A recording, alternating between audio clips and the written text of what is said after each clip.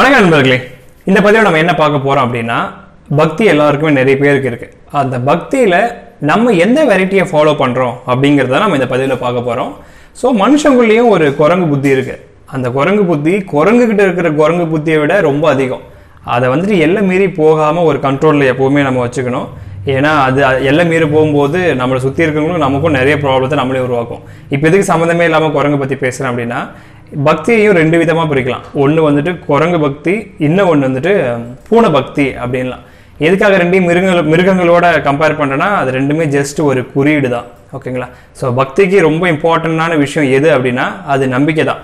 நம்பிக்கை இல்லாத பட்சத்தில் நம்மளோட எந்த சரியை கிரியை யோகம் ஞானம் எதுவுமே நமக்கு ஒர்க் அவுட் ஆகவே ஆகாது. ஸோ எல்லா விஷயத்துக்கும் ரொம்ப பேஸ் ஃபண்டமெண்டல் என்னன்னா பக்தி தான். ஒரு ஊர்ல ஒரு சாமியார் இருப்பார். அவர் என்ன பண்ணுவார்னா, கரைக்கு இந்த பக்கம் இருப்பாரு. டெய்லி அவருக்கு பூஜைக்கு தேவையான பால் கொடுக்கறதுக்காக மாடு வச்சுக்கிற பால் ஊத்துற ஒரு பால்கார பொண்ணு இருப்பாங்க. அவங்க ஆத்தோட அந்த பக்கத்துல இருப்பாங்க.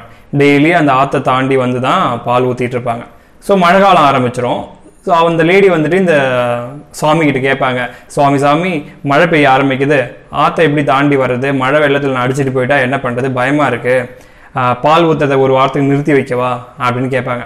அதுக்கு நம்ம அந்த சுவாமிஜி என்ன சொல்லுவாருன்னா, அதெல்லாம் பயப்படாதம்மா, நம்பிக்கை தானே முக்கியம். எப்பவுமே நம்பிக்கை இருந்தால் எந்த பிரச்சனையும் உனக்கு வராது.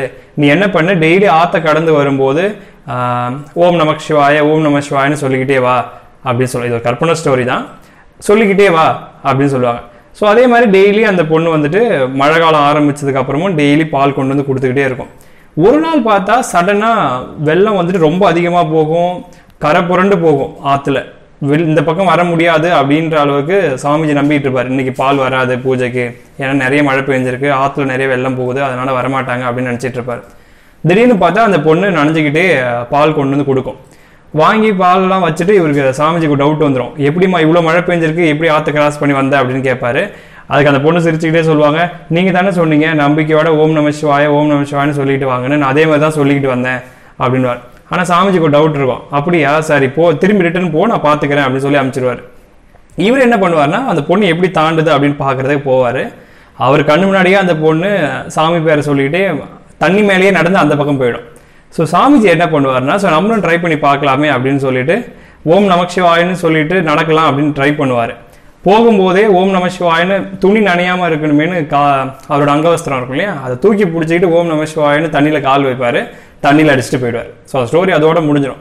ஸோ ஏன் அப்படி முடியும்னா, இவருக்கு மூழ்க மாட்டோம்னு நம்பிக்கை இருந்தால் துணி நனையுன்ற பயமே வந்திருக்காது இல்லையா. மனசுக்குள்ள நம்பிக்கை இல்லாமலேயே ஒரு சந்தேகத்திலேயே நம சிவாயன்னு சொல்லிட்டு கால் வைப்பார், அதோட தண்ணியில் அடிச்சுட்டு போயிடுவார் அப்படின்ற மாதிரி அந்த ஸ்டோரி முடியும்.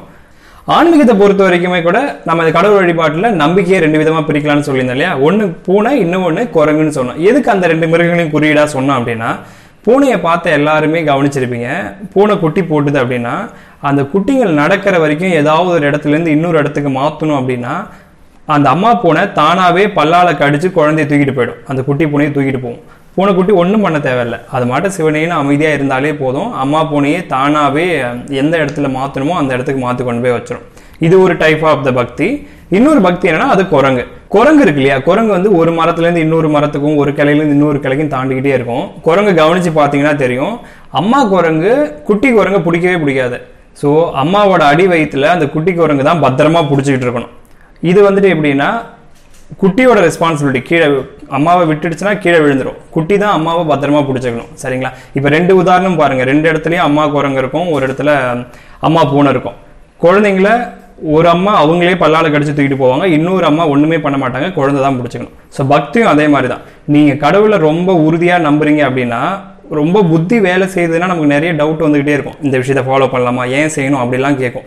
அது புத்தியை ஃபாலோ பண்றாங்க, நம்ம மூளையை ஃபாலோ பண்ணிட்டு இருக்கோம். அதெல்லாம் குரங்கு பக்தி அப்படின்னு வச்சுக்கலாம். ஏன்னா நம்ம தான் கடவுளை பிடிக்கணுமே தவிர கடவுள் நம்மளை பிடிக்க மாட்டார்.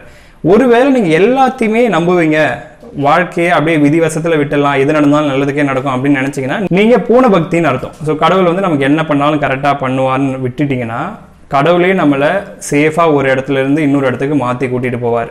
இதில் சொல்ல ட்ரை பண்றது என்னன்னா, வீடியோ பார்த்துட்டு இருக்க நீங்க எந்த லெவல்ல இருக்கீங்கிறத கன்ஃபார்ம் பண்ணிக்கோங்க. நீங்க குரங்குல இருக்கீங்களா இல்ல பூனையில இருக்கீங்களான்னு. ஒருவேளை ரெண்டுல எது பெஸ்ட்னு என்ன கேட்டீங்கன்னா நான் என்ன சொல்லுவேன்னா, குரங்கு எல்லாராலையும் பண்ண முடியும், ஆனா பூனை தான் எப்பவுமே பெஸ்ட். ஏன்னா நமக்கு பக்தியே நம்பிக்கை தானே. ஸோ நம்மகிட்ட போதுமான நம்பிக்கை இருந்ததுன்னா நம்ம பூனையா இருந்தது ரொம்ப ரொம்ப நல்லது. கடவுளே நமக்கு என்ன பண்ணணுங்கிறத தேடி தேடி அவரே பண்ணுவார், அம்மா பூனை மாதிரி. ஸோ முடிஞ்ச வரைக்கும் நம்பிக்கை அதிகமாக வச்சுக்கோங்க, பூனையாக இருக்க ட்ரை பண்ணுங்கள். ஈவன் ராஜேஷ், நன்றி.